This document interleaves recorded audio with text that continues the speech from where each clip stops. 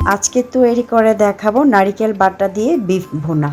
খুবই মজার। যারা একটু ভিন্ন স্বাদের ভুনা খেতে পছন্দ করেন, আশা করছি তাদের কাছে আজকের রেসিপিটি খুবই ভালো লাগবে।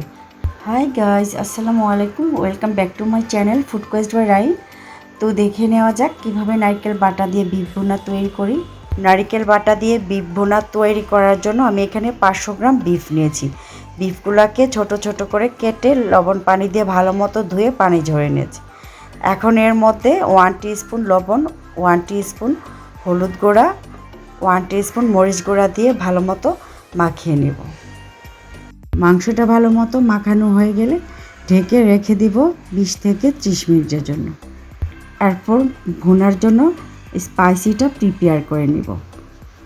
এখন একটি প্যানে পরিমাণ মতো তেল ঢেলে এর মধ্যে 5-6টি এলাচ, 2 টুকরা দারুচিনি, 3টি লবঙ্গ, আর যাবে সামান্য পরিমাণে জয়ত্রী, 7-8টি রসুন কোয়া, 1 টুকরো আদা, এরপর যাবে হাফ কাপ পেঁয়াজ কুচি, আর যাবে 1/4 কাপ গ্রেটেড নারিকেল দিয়ে একটু নেড়েচেড়ে ভালো মতো সটে করে নিতে হবে।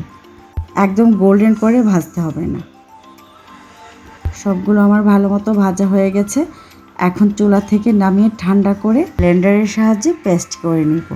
হাতের কাছে যাদের ব্লেন্ডার নেই তারা চাইলে পাটায় পিষে নিতে পারেন। নারিকেল পেস্ট আমার রেডি। এখন চলে যাব মূল রান্নায়। দিয়ে দিলাম প্যানে 2 টেবিল স্পুন তেল।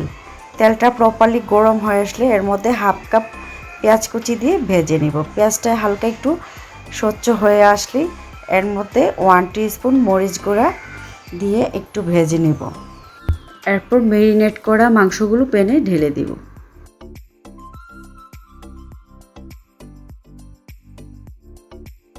মাংসটাকে 2-3 মিনিট নেড়েচেড়ে ভেজে নিতে হবে। এরপর নারকেলের পেস্ট দিয়ে আবারও নেড়েচেড়ে ভালো মতো মেশাতে হবে।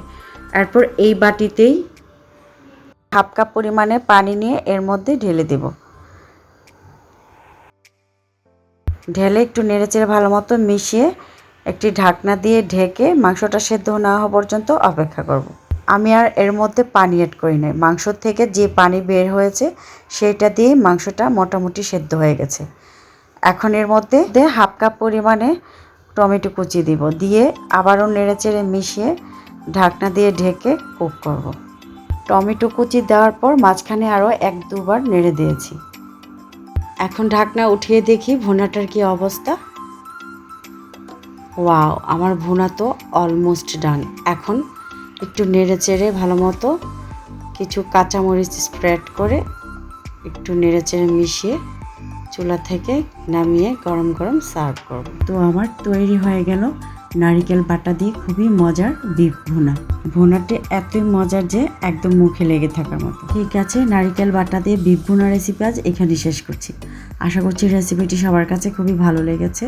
সো গাইজ, রেসিপিটি ভালো লাগলে একটি লাইক দিতে যেন ভুলবেন না। আর এমন ইন্টারেস্টিং রেসিপিগুলো পেতে চ্যানেলটি সাবস্ক্রাইব করে আমার পাশেই থাকবেন। তো সবাই অনেক বেশি ভালো থাকবেন and thank you so much for watching. আল্লাহ হাফিজ।